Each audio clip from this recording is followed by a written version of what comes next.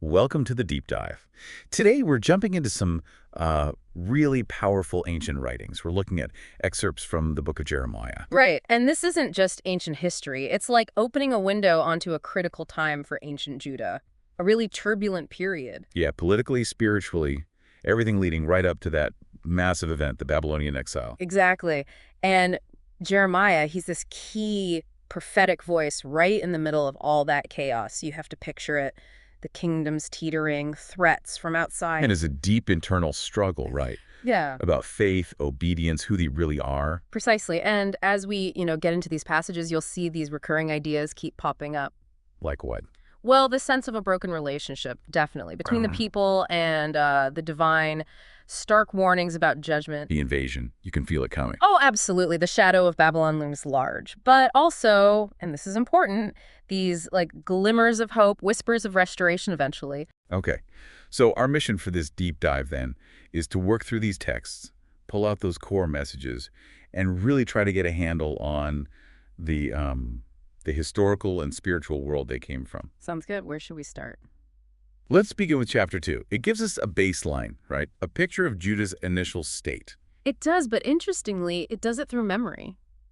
The Lord is recalling Judah's early devotion. That kindness of thy youth, the love of thine espousals, following God through the wilderness. Yeah, it's like looking back at the honeymoon phase almost, that intense early connection. It sounds quite pure, that description. Following God in a land that was not sown. Like an innocent faithfulness. And because of that, Judah was considered holiness unto the Lord, special, like the first best part of the harvest. And there's a warning attached too, right? Don't mess with them. Anyone who devours them will face consequences. Shows how valued they were then. But then almost immediately, Jeremiah draws this sharp contrast, that past devotion versus, well, what happened next? The shift. They walked after vanity and have become vain. Exactly. Turning from something real and life-giving to emptiness, things with no substance. It really highlights that human tendency, doesn't it? The appeal of the superficial. And a big part of that turn is forgetting the basics. Forgetting how they even got there, the deliverance from Egypt. It's like erasing the foundation story, the core of their identity and relationship with the Lord. And that forgetfulness. Yeah. It impacts the land itself. They were given this plentiful country. And they defiled it, made God's heritage an abomination. It shows this deep lack of respect for the gift and the giver. And it wasn't just the average person. The leaders get called out specifically. Oh, definitely. Priests, lawyers, pastors, the shepherds, even the prophets, they're all accused of transgressing, following Baal. So a failure right from the top. Oh, systemic. Absolutely systemic. And Jeremiah points out how strange Judah's behavior is, even compared to pagan nations. How so? Well, he says other nations don't just swap out their gods, even though there are no gods. But Judah, they've traded their glory the Lord for something utterly worthless. Why do that? It makes no sense. It leads right into that famous metaphor, doesn't it? The two great evils. Ah, the cisterns. Forsaking the fountain of living waters. And then digging your own broken cisterns that can hold no water. It's such a perfect image. Choosing something flawed, leaky, unreliable over a constant, pure source. It really gets at the irrationality of it. Why abandon life for something guaranteed to leave you thirsty? It's like choosing fast food over a nourishing meal, maybe, but on a cosmic scale. And of course, abandoning the source has consequences. Spoilage, burning cities. Foreign powers harming them. Noph and Tahappins are mentioned, and Jeremiah is clear.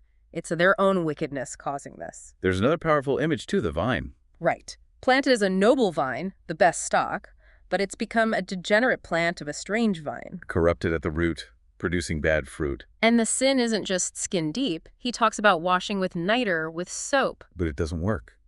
Their iniquity is marked before God. It's ingrained. And they refuse correction. They're like a restless camel, a wild donkey in heat, just running after strangers, those other gods, stubbornly. Refusing to stop. Yeah, and that pursuit, it leads to shame. Like a thief caught red-handed. Because those idols, just stock and stone, can't save them when trouble hits. They call wood father and stone, you gave me birth. It's a total inversion, relying on lifeless things. A complete reversal of how things should be. And the blame is universal. Ye all have transgressed against me. Past corrections failed. They even devoured the prophets who tried to warn them, killed the messenger. And the defiance. It's shocking. God asks, has I been a wilderness to you, a land of darkness? Implying obviously not. And their response, basically, we're in charge now, we're not coming back to you. It's this declaration of, like, total independence. Wow. And chapter 2 ends with that really sad comparison, doesn't A it? bride and her jewels. Yeah. A young woman remembers her ornaments, a bride, her attire, simple things. But my people have forgotten me days without number. Forgetting the most important relationship. It's heartbreaking. It really sets a somber stage for what comes next. The pleas to return, but also the growing certainty of judgment. Okay, so moving into chapters 4 through 6, you really feel that tension building, right? There's still this door open for repentance, maybe. Maybe the call is there. If thou wilt return, O Israel, return unto me. But there are conditions. Put away the idols. Swear truthfully by God. And crucially, it's about inner change. Circumcise yourselves to the Lord. Take away the foreskins of your heart. It has to be deeper than just going through the motions. Because the alternative is terrifying. God's fury like an unquenchable fire. Exactly. And then the focus shifts immediately to that threat from the north. The alarm bells start ringing. Blow ye the trumpet in Zion. Gather in the fortified cities. There's this real urgency. Evil from the north and a great destruction. And the description of the invader. Chilling. A lion from its lair, a destroyer of the Gentiles on the move. Making the land desolate, cities empty, total destruction. And it will hit everyone. King, princes, priests, prophets, widespread despair. It seems people were being told things were fine, though. A false sense of security. Yeah, Jeremiah calls that out. People were promised peace, peace, when the sword reaches unto the soul. Dangerous lies. And the judgment itself, described as this wind. A dry wind. A full wind. Not refreshing, but destructive. Overwhelming. The enemy is like clouds, a whirlwind, eagles. Incredibly fast and powerful. You hear that cry, woe unto us, for we are spoiled. Utter panic. But even then, amidst the terror, there's still that plea. O Jerusalem, wash thine heart from wickedness. Cleanse the You inside. get rid of the vain thoughts. It's not just actions, but the motivations, too. Right. And the source of the attack is clear the north. Dan, Mount Ephraim. Geographically specific. And the reason, also clear. She hath been rebellious against me. Yeah. Simple as that. Their own way and doings brought this upon them. You also get a sense of Jeremiah's own pain in this, don't you? Oh, definitely. He talks about his bowels churning, his heart making noise. He can't keep silent because he hears the trumpet, the alarm of war. It's personal for him. Deeply personal. It's not just abstract pronouncements. He feels it. And he doesn't hold back on criticizing the people's understanding, or lack thereof. My people is foolish, sottish children. They just don't get it. Can't find even one just person in Jerusalem. And they persist in false oaths, refuse correction, harden their hearts. Even the leaders, the great men, have broken free from God's guidance. And the punishment. More animal imagery. Lion, wolf, leopard. Representing the destruction coming because their sins just keep multiplying. Adultery, idolatry. Yeah. It's rampant. That image of the fed horses neighing after their neighbor's wife. Yeah. It's pretty graphic. Shows the moral decay. And because of this decay, even their defenses, their walls, are not the Lord's. They offer no real protection against this judgment. And it's both kingdoms, isn't it? Israel and Judah. Both described as treacherous. Yeah. They've basically denied God's power, dismissed his warnings as wind, said nothing bad will happen. But God's response, his words will be like fire. I will make my words in thy mouth fire, and this people wood, and it shall devour them. The prophetic word has real power. It will happen. And this nation coming from afar. Mighty, ancient, unknown language. Terrifying. Their quiver is an open sepulcher. They'll consume everything. Harvests, flocks, herds, vineyards, cities, total devastation. The call to flee Jerusalem. It means the end is near. The daughter of Zion, once delicate, now surrounded by enemies like shepherds camping around a flock. Ready for slaughter. And Jerusalem itself is now seen as just full of oppression, wickedness pouring out like water from a spring. So the warning is, learn your lesson, or God will depart, and the land becomes desolate. He talks about gleaning the remnant like a vine, picking it almost bare, not much will be left. And that persistent theme. They refuse to listen. Their ear is uncircumcised, spiritually deaf. Yeah, God's word is a reproach to them, something they dislike, which fills Jeremiah with this, like, righteous fury he has to pour out. Leading to devastating results. Losing homes, fields, wives to others, universal greed, dishonesty everywhere. From the least to the greatest, prophet, priest, everyone's dealing falsely, trying to patch things up superficially. That peace, when there is no peace. It's a damning indictment. And no shame, no embarrassment over their abominations. They're completely hardened. So when God calls them back to the old paths, the good way, They flat out refuse. We will not walk therein. They ignore the watchman, ignore the trumpet alarm. so judgment is inevitable because they rejected God's words, his law, their sacrifices, meaningless. God says he won't accept their incense or offerings. Instead, he'll lay stumbling blocks. Everyone will fall. The description of the northern army gets even scarier, roaring like the sea, riding horses against Zion. Pure terror. Leading to calls for mourning, sackcloth, ashes, because the destroyer comes suddenly. In Jeremiah's role, he's like a tester, a tower set to assay the people's way. And what does he find? Grievous revolters, slanderers, corrupters. The refining process fails completely. Like bellows burned out, lead consumed, the wicked aren't removed. So they're called reprobate silver, rejected, worthless. Wow, it's such a clear step-by-step descent. From that initial devotion in chapter 2 to this point of utter rejection and impending doom really sets up the exile. Exactly. And this next block of excerpts, it really hammers home the inevitability of that exile and digs into the why. It wasn't random. It was the direct result of generations of choices. Like trusting in the temple building itself, right? That warning about Shiloh. Precisely. God says, don't trust in these lying words, saying, the temple of the Lord, the temple of the Lord. He'll make it like Shiloh, a place already destroyed if they don't change their ways. Physical religion means nothing without real obedience. It's about obedience over ritual. That comes through strongly. Absolutely. God says he didn't primarily command sacrifices when he brought them out of Egypt. He commanded, obey my voice, walk ye in all the ways that I have commanded you. It's about the relationship, the walking with God. But they didn't listen. Generation after generation. It seems to get worse over time. Yeah, he explicitly says the current generation has done worse than their fathers. This cycle of rebellion just deepened. And idolatry is front and center again. Making cakes for the Queen of Heaven. Serving other gods. Which provokes God's anger, brings disaster, ends all joy and gladness.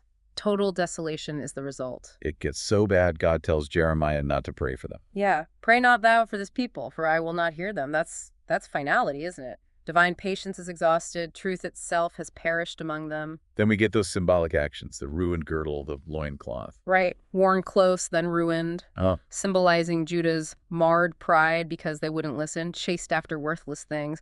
They were meant to cling to God for his glory. And the wine bottles. All filled with drunkenness, the drunkenness of judgment. Everyone, king, priests, prophets, inhabitants, all overwhelmed by the coming destruction. Captivity is just stated as fact now. It's coming because of pride, disobedience. And there are signs. Famine, drought. And meanwhile, false prophets are still promising peace.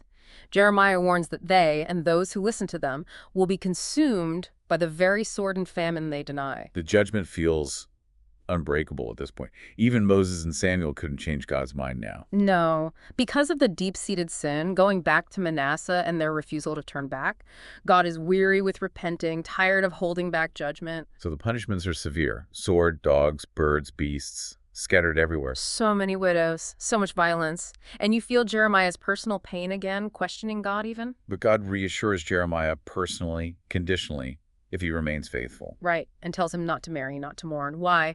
Because the coming disaster will be so bad, death so widespread, there won't be normal burials or lamentation. Joy will cease completely. And the reason repeated over and over.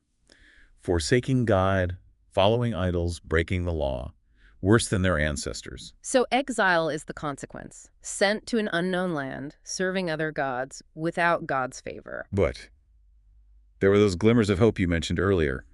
Even here. Yes, faint hints. A future promise of gathering them back from the north, from all the lands of exile. Like fishers and hunters gathering them. Exactly. But first, recompense. Double payment for their iniquity. Their idolatry is just inheriting lies. Their sin is described as etched in stone, right? On their hearts, their altars. With an iron pen, a diamond point, it's deep. And there's that curse on trusting in humans, blessing on trusting God. Because the human heart is deceitful above all things. Only God truly knows it and repays accordingly. And those who forsake him, the fountain of living waters, will end up ashamed. The Sabbath is mentioned, too, as a key sign. Keep it holy, or Jerusalem burns. And the potter and the clay analogy, so powerful. God has the sovereign right to reshape nations. But blessing or judgment depends on their response. And their response. Defiance. There is no hope. But we will walk after our own devices. They choose their own destruction. Rejecting the ancient paths. Burning incense to vanity. Horrible. So they'll be scattered like dust in the wind. And they even plot against Jeremiah for telling them this. Leading to that other symbolic act. Breaking the potter's flask. In the Valley of Hinnom, Tophet, where they sacrificed children, representing the irreversible shattering of Judah and Jerusalem, that place becomes the Valley of Slaughter. The defilement is total, even worshipping stars on the rooftops. Jeremiah keeps prophesying against their hard hearts. Then King Zedekiah finally asks Jeremiah what will happen with Babylon, but it's too late. Jeremiah confirms defeat. God himself will fight against Jerusalem. The choice is stark. Surrender to Babylon and live, or stay and die. And then, the historical account unfolds just as prophesied. Siege by Nebuchadnezzar. Zedekiah caught trying to flee. Sons slaughtered before his eyes, blinded. City burned, people exiled. But Jeremiah is spared, entrusted to Gedaliah. And Ebed-Melech, the Ethiopian who helped Jeremiah, is also promised deliverance because he trusted God. Shows individual faithfulness matters even amidst national disaster. But remember Zedekiah's broken promise about freeing slaves. Oh, yeah. They freed them, then took them back. Yeah. So God says, okay, you want liberty, I'll give you liberty to the sword, pestilence, and famine. Chilling. And even after Jerusalem falls, the remnant wants to go to Egypt, against Jeremiah's warning. They drag Jeremiah with them, accuse him of lying, being manipulated by his scribe Baruch. Total defiance of God's explicit command to stay put. So in Egypt, Jeremiah prophesies again. Nebuchadnezzar will conquer Egypt too. And unbelievably, the Jews in Egypt, having seen Jerusalem destroyed for idolatry, start burning incense to the Queen of Heaven again. Their reasoning is just twisted. They claim things were better when they worshipped idols. It's staggering blindness. So Jeremiah pronounces judgment on them in Egypt and on Egypt itself, though, again, that faint hope for Jacob's restoration flickers. The prophecies then broaden out, don't they, to surrounding nations. Yes. Moab, Ammon, Edom, Damascus, various tribes all face judgment for their own pride and sins, Babylon's enemies, but also judge themselves. Though some, like Ammon and Elam, also get a hint of future restoration, mercy mixed with judgment. But the focus really zeroes in on Babylon. The prophecies against her are extensive, detailed, and utterly devastating. Total destruction coming from the north, their gods, Bel and Merodach, confounded. While Israel and Judah promised a future return, a seeking of God, a new everlasting covenant, Babylon becomes like Sodom and Gomorrah, desolate, uninhabited forever. There's that urgent call, flee out of the midst of Babylon, escape the judgment, God will avenge his temple. Babylon, the golden cup that made nations drunk with its power, will suddenly fall. The Medes are named as the instrument of judgment. Wealth and power won't save her. God's creative power contrasted with the vanity of idols. He uses nations like a battle axe, even against Babylon itself. Vengeance for what Babylon did to Zion, she becomes heaps, ruins, a place for jackals. An astonishment. The sound of her destruction echoes globally. Her mighty men made drunk with wrath, falling into a perpetual sleep. Her image is judged. Heaven and earth rejoice at her fall. The final warning. Escape. Remember the Lord, remember Jerusalem. Spoilers will come. Despite Babylon's strength, God's judgment is absolute. So, wrapping this all up, this deep dive through Jeremiah, it really shows this whole arc, doesn't it? Oh, absolutely. From that initial devotion, that closeness, through this slide into deep, persistent unfaithfulness, idolatry. Leading inevitably to those stark warnings, the judgment, the exile. It's quite a narrative. And you see so clearly the link between their choices and the consequences. Forsaking God, chasing emptiness, it leads directly to ruin. That imagery of the broken cisterns versus the living water, it really sticks with you. It does. And even though it's ancient history, you said it yourself, those themes feel very relevant. Totally. Faithfulness versus unfaithfulness, the results of our choices, what real worship looks like beyond just rituals, that tension between judgment and hope. These are timeless human struggles, you know. And the prophecies themselves, some are surprisingly specific. The imagery is so vivid, sometimes disturbing. It definitely gives you a powerful glimpse into that world. It really does. So, thinking about this cycle, this human tendency to maybe drift away from what's truly sustaining, it does make you wonder, doesn't it? As we finish this deep dive, maybe something for you, the listener, to think about. What are the modern cisterns we might be digging? The things we turn to that seem promising but ultimately leave us empty. Are we neglecting that true fountain of living waters? Yeah, that's a powerful question to leave things on.